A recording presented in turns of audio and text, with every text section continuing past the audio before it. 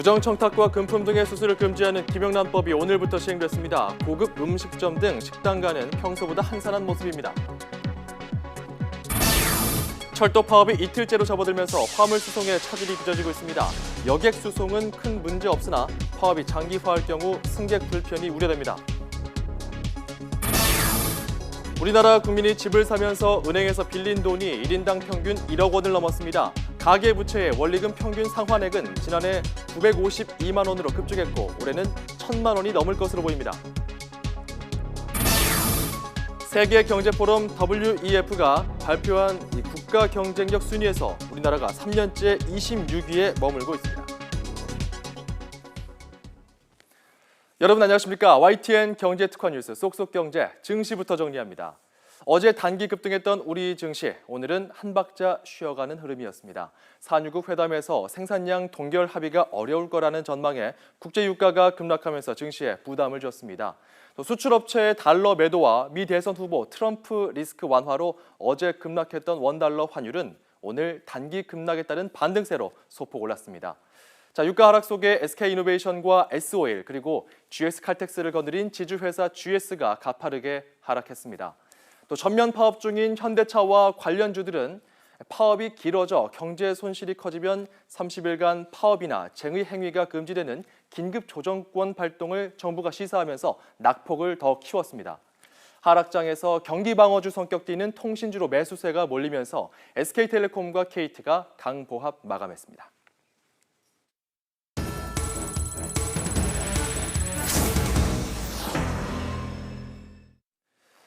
네, 정부가 심각한 가계부채 문제를 해결하겠다며 8.25 대책을 내놓은 지 한 달 정도 지났습니다. 그런데 이 정책이 오히려 부동산 시장 열기를 과열시키고 있다는 지적이 나오고 있는데 과연 그런지 이대건 기자와 함께 자세하게 알아보겠습니다. 이 가계부채를 잡기 위한 정부 대책이 오히려 부동산 과열을 낳고 있다. 이런 지적이 사실 꾸준히 나왔어요. 네, 맞습니다. 이게 사실이라면 정말 문제일 텐데 그 사실 여부가 궁금합니다. 최근 열린 국정감사에서도 이와 관련한 얘기가 나왔는데요. 그제 열렸던 국토교통부 국정감사장으로 먼저 가보겠습니다. 네. 정책 실패로 나타났습니다. 그 핵심 내용은 방금 장관이 말씀하셨는데 LH공사가 공급하는 이제 그 공공택지 물량을 줄이겠다라는 데서 촉발된 거예요. 수도권을 아니요, 중심으로 해서 좀 올랐다고 봅니다만은 네. 그 8.25 대책 이후에 과연 그보다도 더 뛰었는지는 아직은 판단하기 이게 좀 이르고요. 이겁니다. 네, 지금 내용을 보니까요. 윤 의원은 공급을 줄이는 정부 정책이 실패했다는 말 같고 네. 정부 입장은 8.25 대책 이후 부동산 경기가 과열된 게 아니라는 건데 네. 누구 말이 맞는 걸까요? 네, 양쪽 입장이 많이 다르죠. 과연 어느 쪽 말이 맞는지 지금부터 한번 확인해 보겠습니다. 네, 서울 서초구에 있는 한 아파트입니다. 8.25 가계부채 대책이 발표된 직후 105제곱미터 아파트가 시세 기준으로 22억 4천만 원이었습니다. 그런데 약 한 달 이후인 지난 23일 기준으로 1억 8,500만 원이나 올랐습니다. 다른 아파트들도 한번 보겠습니다. 네, 8.25 대책 발표 이후 가격이 어느 정도 올랐는지를 보여주는 데이터입니다. 최소 1억 이상 오른 아파트들이 이렇게 많이 있었습니다. 8.25 대책의 핵심은 택지 공급 축소입니다. 그러니까 이전처럼 재건축 대상 아파트를 중심으로 가격이 급상승하는 것을 볼 수 있습니다. 네, 근데 지금 말이죠. 말씀해주신 지역들이 특정 지역, 서초구나 강남구 같은 그러니까 원래 오를 지역이 오른 것 아니냐. 뭐 이런 반론도 가능하지 않을까 싶은데요. 네, 나올 수 있습니다. 그래서 이번에는 전국 평균과 서울 평균 자료를 한번 알아봤습니다. 네, 지난달 1일 전국 아파트 매매 가격은 전주에 비해 0.02% 올랐고 발표 직전인 22일에도 0.04%의 상승률을 보였습니다. 이때만 해도 비교적 안정적인 흐름이었습니다. 그런데 발표 직후 한 달 동안 전주 대비 0.06%씩 크게 올랐습니다. 서울 아파트 시장은 더욱 심한데요. 8월 초 0.08%의 상승세를 보이다 대책 발표 직후인 이후 0.17% 정도 가파르게 올랐습니다. 또 다른 근거는 바로 청약 시장입니다. 발표 직후 분양을 시작한 장위 뉴타운의 경우 평균 21대 1의 경쟁률을 기록했습니다. 올해 서울 강북권 최고 경쟁률입니다. 부산의 한 아파트는 무려 평균 524대 1을 기록해 올해 최고 기록을 갈아치웠습니다. 이 전국적인 데이터를 보니까 이 8.25 대책 이후 집값이 상승한 게 맞는 것으로 봐야 되겠네요. 그럼 왜 이런 일이 일어난 걸까요? 네, 한마디로 정부 대책이 시장에 잘못된 신호를 보냈기 때문입니다. 8.25 대책은 돈 빌리는 것을 까다롭게 하는 기존 금융대책에 택지 공급 축소를 추가한 것입니다. 부동산 때문에 늘어나는 가계부채는 일단 막겠다는 의도였는데요. 그런데 이것을 시장에서는 어떻게 받아들이느냐? 택지 공급이 줄면 앞으로 아파트를 더 안 지을 거고 이러면 당연히 이미 지어진 아파트 가격이 오를 수밖에 없다고 반응한 겁니다. 이제 집을 더 이상 안 짓는다. 그러면은 집값 띄우기 정책이 아니냐 이런 식으로 시장이 이제 왜곡해서 받아들이다 보니까 이런 현상이 나타났던 것 같고요. 가계부채 대책이 정부 의도와 다르게 흘러가자 서둘러 추가 조치를 내놨습니다. 이 역시 분양권 전매 제한 강화 등 근본적 대책이 여전히 빠져 있어 정부 의도대로 흘러갈지는 장담하기 어려워 보입니다. YTN 이대원입니다. 네, 방금 이대건 기자의 보도를 보신 것처럼 집값은 오르는데 금리는 사상 최저 수준으로 떨어진 영향 때문일까요? 우리나라 국민이 집을 사면서 은행에서 빌린 돈이 1인당 평균 1억 원을 넘어선 것으로 나타났습니다. 금융감독원이 국회 정무위원회 소속 더불어민주당 박찬대 의원에게 제출한 국정감사 자료를 보면 올해 6월 말 기준 은행권 주택담보대출 1인당 평균 대출 금액은 1억 100만 원이었습니다. 지난 2013년부터 상승세가 이어졌고 지난해 말과 비교해서도 170만 원 증가한 수치입니다. 빚이 늘어난 만큼 상환액 부담도 커질 텐데요. 가구당 가계부채의 원금과 이자를 합한 원리금 평균 상환액은 지난 2013년 697만 원에서 지난해에는 952만 원으로 급증했습니다.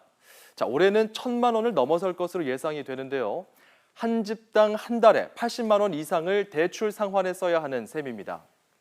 한국은행이 오늘 발표한 올해 2분기 자금 순환 자료에서도 가계의 여유자금 규모가 4년 9개월 만에 가장 작은 것으로 나타났는데요. 집을 사려고 은행에서 많은 돈을 빌리고 또 이 빚을 갚느라 허덕이는 가계가 늘었다는 점에서 가계부채의 심각성을 새삼 확인할 수 있습니다.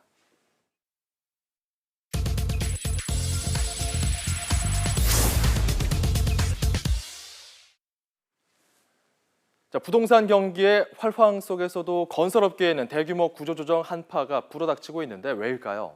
저유가가 장기화하는 가운데 해외 건설에서 수주 부진이 계속되자 인력 구조조정과 조직 통폐합이 시작됐기 때문입니다. 시공능력평가 1위인 삼성물산은 이미 지난해부터 희망퇴직 형태로 구조조정을 진행하고 있습니다. 올해 상반기에만 860여 명이 떠났는데요. 이달 초에는 주택사업 부를 아예 없애고 팀으로 축소하는 조직 개편도 단행한 상태입니다. 시공능력평가 3위의 포스코건설은 올해 말까지 임직원 500여 명을 내보내는 안을 확정하고 오늘 임원들을 대상으로 한 설명회를 한 것으로 알려졌습니다. 또 시공능력평가 4위 대우건설 역시 오는 11월로 예정된 정기 인사에서 대규모 조직 개편과 희망퇴직을 실시할 방침입니다. 문제는 주택사업 부문 역시 내년 이후 이른바 입주 물량 폭탄으로 불리는 공급 과잉으로 사업 전망이 불투명하다는 점입니다. 다음 달 전국에서 16년 만에 최대 분양 물량인 9만 6천여 가구가 쏟아져 나오는데요. 건설사들의 밀어내기 분양에 급증하는 가계부채 문제도 가중돼서 우려감이 커지고 있습니다.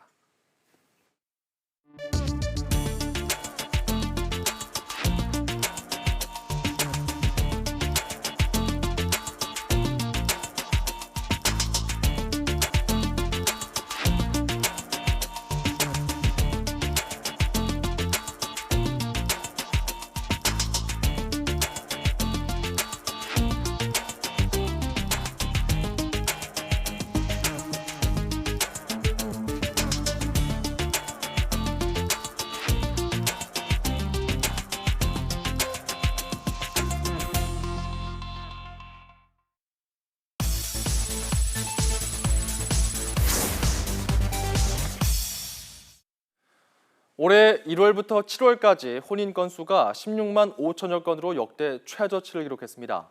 통계청이 발표한 7월 인구 동향을 보면 올해 들어 7월까지 혼인 건수가 지난해 같은 기간보다 8% 감소한 16만 5천여 건으로 관련 통계가 작성된 2000년 이후 최저치였습니다. 혼인 감소는 이혼과 출산에도 영향을 미쳐 올해 들어 7월까지 이혼과 출산 건수도 역시 역대 최저치를 기록했습니다. 창업한 소상공인 10명 중 7명은 5년을 버티지 못하고 특히 음식 숙박업은 1년 안에 절반이 문을 닫았습니다. 새누리당 이채익 의원이 중소기업청에서 받은 자료에 따르면 2008년 창업한 소상공인 중 2013년까지 활동한 비율은 29%에 불과했습니다. 특히 숙박 음식점업 생존율은 55.6%로 10곳 중 5곳이 1년도 안 돼 폐업했습니다.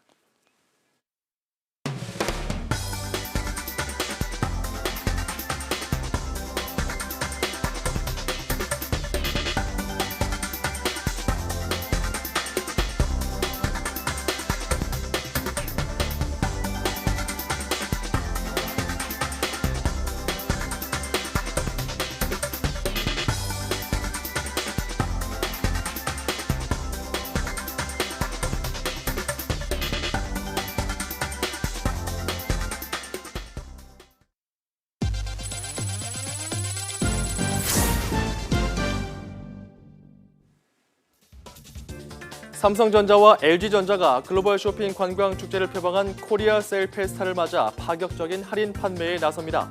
삼성전자는 내일부터 다음 달 31일까지 모두 12개 품목 가전제품을 대상으로 최대 53%에 달하는 할인 행사를 실시합니다. LG전자도 10개 품목 36종류의 인기 가전제품을 앞세워 최대 40%의 파격 할인으로 이번 행사에 참가합니다. HDC 신라 면세점이 다음 달 4일 접수 마감인 이 서울 시내 면세점 신규 특허 입찰에 참여한다고 밝혔습니다. 호텔 신라와 현대산업개발의 합작사인 HDC 신라 면세점은 서울 삼성동 아이파크 타워를 면세점 2호점 후보지로 확정했습니다. 현재 서울 시내 면세점 9곳 가운데 8곳이 강북에 있는 만큼 강남에 면세점을 운영함으로써 용산, 중구, 강남을 잇는 면세점 벨트를 완성해 관광산업의 질적 개선에 기여한다는 방침입니다. 정용진 신세계그룹 부회장이 이례적으로 기업인들을 대상으로 한 대규모 공개 강연을 해 눈길을 모았습니다. 정윤진 부회장은 오늘 제주 국제컨벤션센터에서 열리고 있는 세계 한상대회에 참석해 유통기업의 성과를 매출과 이익, 객단가로 판단하는 시대는 지났고 고객과 시간과 기업, 경험을 공유하는 것이 중요하다고 말했습니다. 또 만들어진 틀 속에서 1등을 하는 것을 뛰어넘어 기업의 본질에 집중하면서 스스로 변화의 방향을 찾는 인류 기업이 되자는 메시지를 전했습니다. 한화그룹이 주관하는 2016 서울 세계 불꽃축제가 다음 달 8일 서울 여의도 한강공원에서 펼쳐집니다. 이번 축제는 저녁 7시 20분부터 8시 40분까지 일본과 스페인, 한국 등 3개 나라 대표팀이 참가해 10만여 발의 불꽃을 쏘아 올릴 예정입니다. 이번 축제를 맞아 극심한 혼잡이 예상되는 서울 여의도로는 행사 당일 오후 2시부터 통제되고 행사 전날인 다음 달 7일 밤 11시부터는 63빌딩 앞 여의도 한강공원 주차장이 폐쇄됩니다. 한 번에 1,000명 이상을 수송할 수 있는 차세대 고속열차가 도입됩니다. 고레일은 좌석 수가 500여 석으로 KTX 산천보다 1.5배 가까이 많아 2대를 연결하면 한 번에 1,000명 이상을 수송할 수 있는 새 고속열차를 도입하기로 했다고 밝혔습니다. 새 열차는 에너지를 분산해 비용도 절감할 수 있으며 공고를 통해 11월 구매 계약을 거쳐 오는 2020년 이전에 도입할 예정입니다. 네, 잠시 뒤 오후 6시에는 뉴스톡이 방송됩니다. 쏙쏙경제 오늘 순서는 여기까지입니다. 내일 뵙겠습니다. 고맙습니다.